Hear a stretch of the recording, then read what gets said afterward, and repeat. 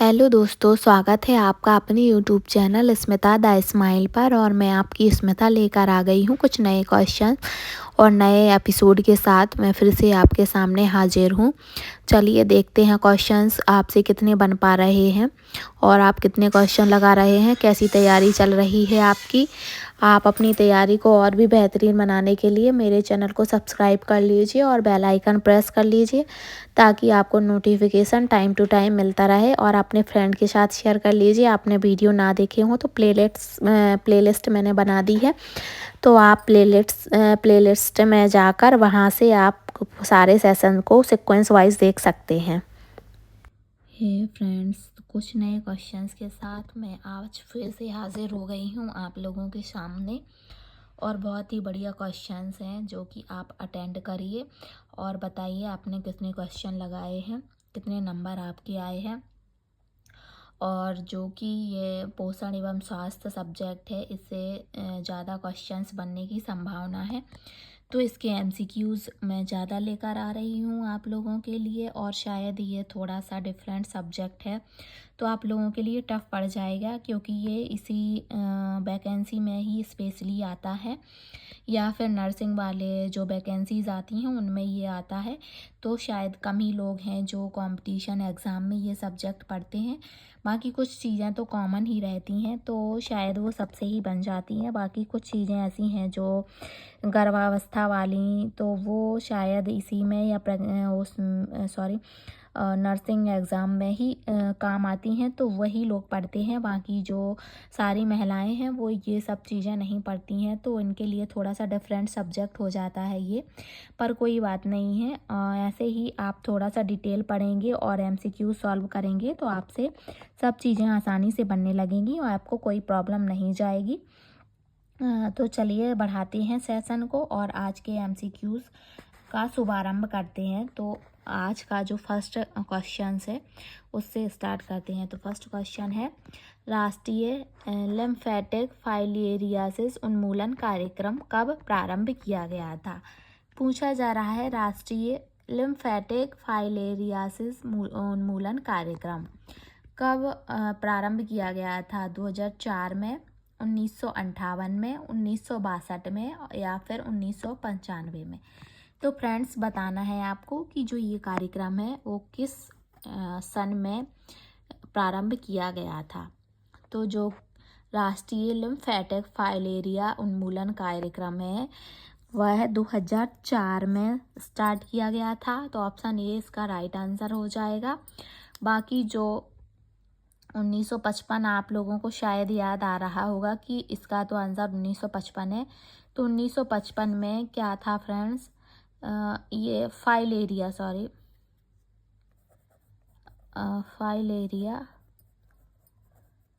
उन्मूलन कार्यक्रम था।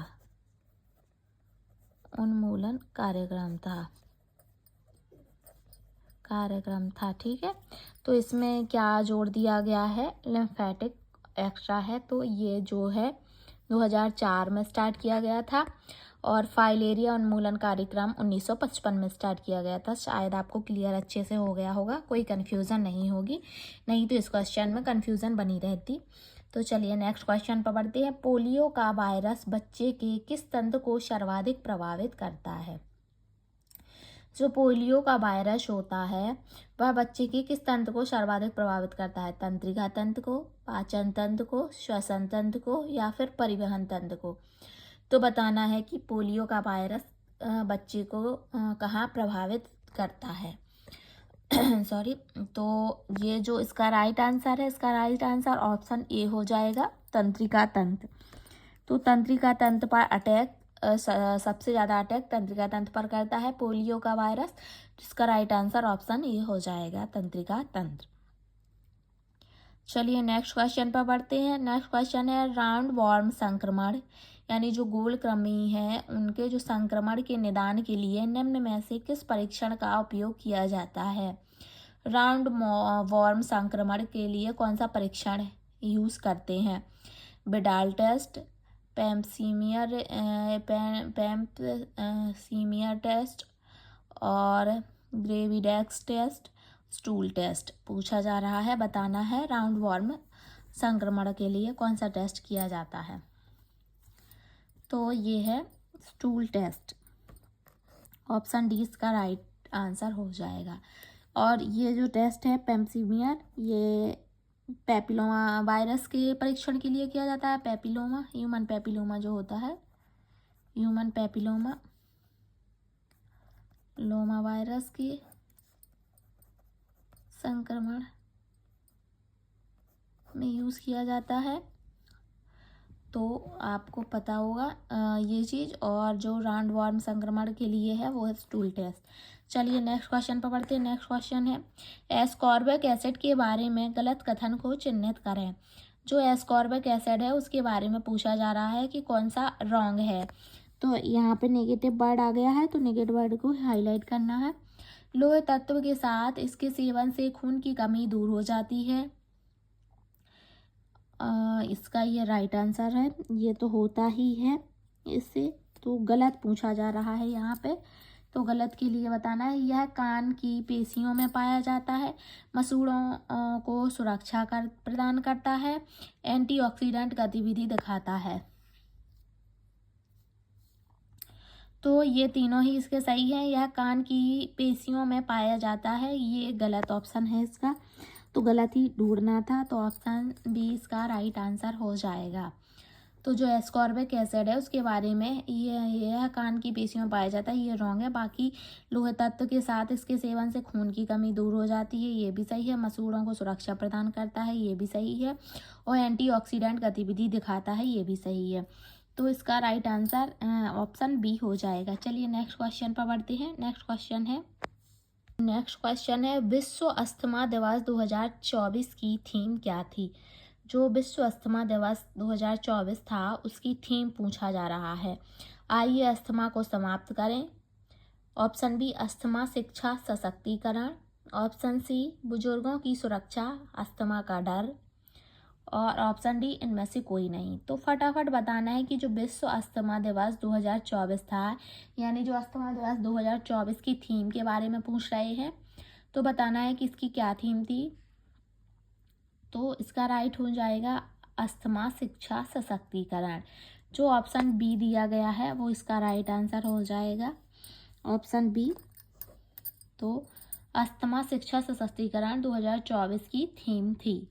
चलिए नेक्स्ट क्वेश्चन पर बढ़ते हैं। और नेक्स्ट क्वेश्चन है किसी व्यक्ति को किस रोग के निदान के पश्चात चिकित्सक रोगी को लोहा एवं फॉलिक अम्ल की टिकिया लेने की सलाह देता है।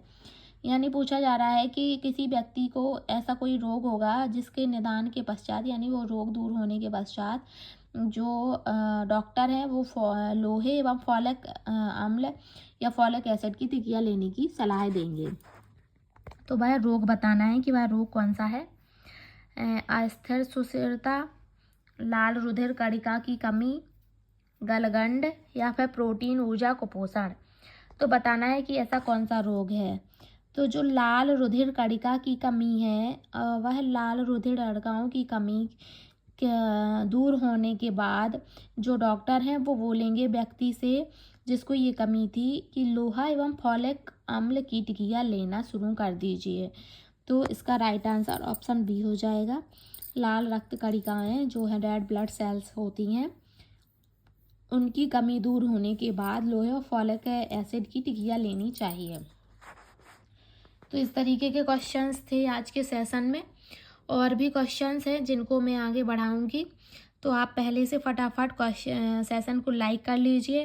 जिसने अभी तक लाइक नहीं किया है वो लाइक ज़रूर करते जाइए, जिससे मुझे मोटिवेशन मिलता है और आपको कोई प्रॉब्लम नहीं होगी। अगर आपको सेशन पसंद आ रहा है तो एक थम्स अप दबाने में कोई दिक्कत नहीं होगी और मुझे मोटिवेशन मिलेगा कि मैं जो मेहनत कर रही हूँ इतनी, तो उसके बदले में मुझे एक लाइक तो बनता ही है।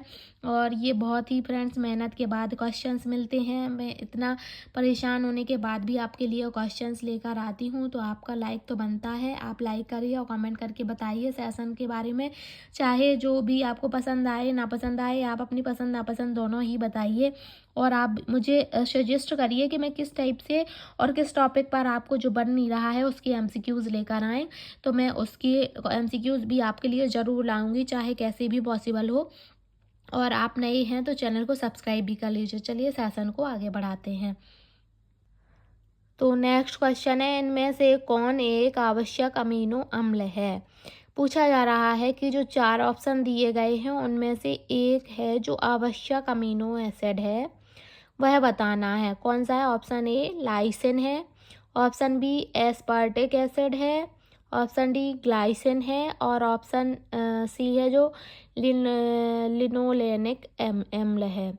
तो बताना है कि कौन सा है जो आवश्यक अम्ल में आता है, अमीनो एसिड में आता है, ये पूछा जा रहा है।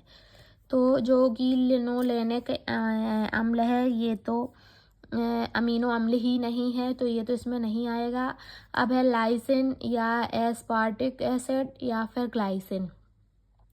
तो जो है इसका राइट आंसर है वो है ऑप्शन ए लाइसिन, जो है वो इसका राइट आंसर है। तो लाइसिन एक आवश्यक अमीनो अम्ल है जिसको बाहर से लेना आवश्यक होता है। चलिए नेक्स्ट क्वेश्चन पे बढ़ते हैं। निम्न में से किस विटामिन में सल्फर पदार्थ होते हैं तथा उसे विटामिन एच भी कहा जाता है। पूछा जा रहा है कि जो 4 विटामिन दिए गए हैं उनमें से कौन सा एक ऐसा विटामिन है जिनमें सल्फर पदार्थ होते हैं और जिसको विटामिन एच भी कहा जाता है। तो ऑप्शन ए है vitamin B6, option B vitamin B7, option C vitamin B9 और ऑप्शन डी विटामिन B12। तो जो विटामिन B7 है उसको उसमें सल्फर पदार्थ होते हैं तथा उसे विटामिन एच भी कहा जाता है।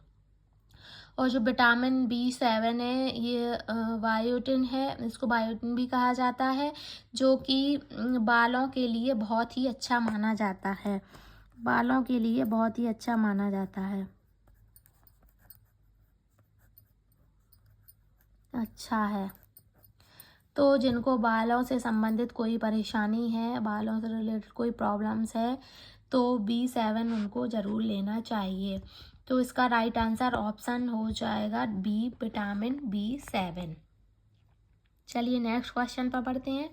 नेक्स्ट क्वेश्चन है, ब्यूटी हार्मोन कहा जाता है, किस हार्मोन को ब्यूटी हार्मोन कहा जाता है। एस्ट्रोजन को, टेस्टोस्टेरोन को, एल्डोस्टेरोन को और कॉर्टिसोल को। बताना है ब्यूटी हार्मोन किसे कहा जाता है। तो जो एस्ट्रोजन है उसको ब्यूटी हार्मोन कहते हैं, जो एस्ट्रोजन है उसको ब्यूटी हार्मोन के नाम से जाना जाता है।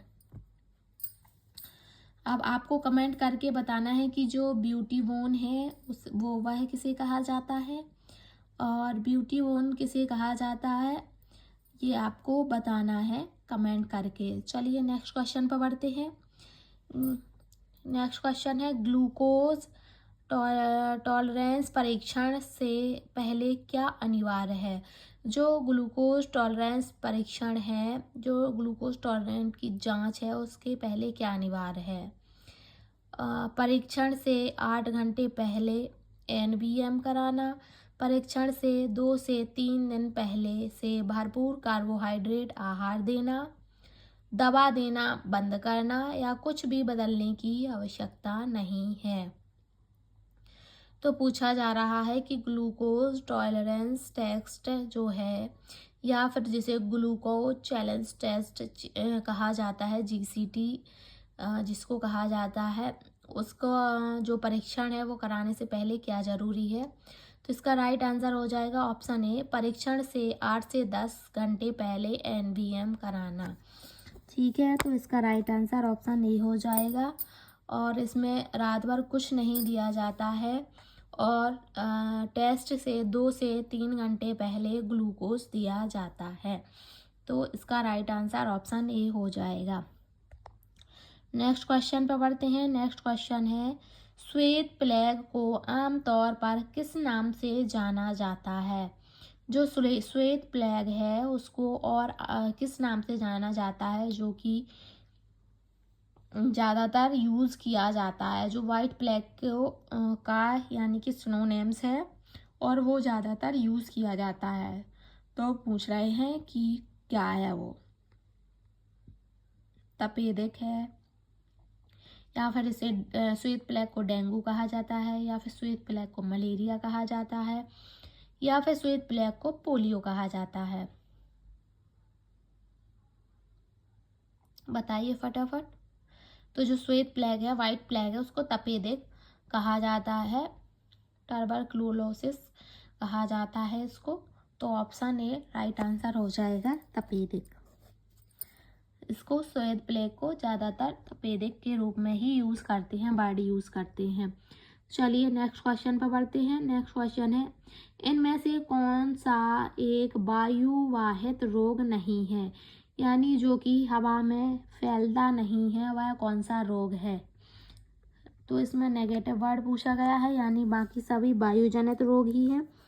तो नेगेटिव वर्ड को हाईलाइट कर लेते हैं, और बाकी जो एक है वो वायुजनित रोग नहीं है, तो वही बताना है, वही आपका राइट आंसर हो जाएगा। तो क्या है? चिकन पॉक्स है, इन्फ्लुएंजा है, एंथ्रेक्स है क्या, या फिर हैजा है, जो वायुजनित रोग नहीं है। तो जो चिकन पॉक्स है और इन्फ्लुएंजा है और एंथ्रेक्स है, ये तीनों ही वायुवाहित रोग हैं, ये तीनों ही वायुवाहित रोग हैं, ठीक है। जो हैजा है, तो इसका राइट आंसर ऑप्शन डी हो जाएगा। जो हैजा है ये वायुवाहित रोग नहीं है, हैजा, तो इसका राइट आंसर ये हो जाएगा, ये दूषित भोजन या पानी से फैलता है, दूषित भोजन या फिर पानी से फैलता है,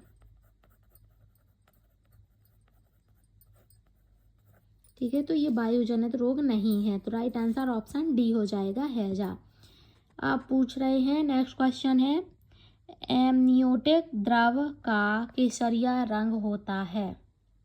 जो एमनियोटिक द्रव है उसका केसरिया रंग कब होता है? परिपक्वता के बाद, टीबी में, या फिर भ्रूण संकट में, या फिर RH असंगति में। तो जो एमनियोटिक द्रव वो है जिसमें बच्चा रहता है, जिस फ्लूइड में, वो उसको एमनियोटिक फ्लूइड कहते हैं। तो उसका केसरिया रंग कब होता है बताना है आपको।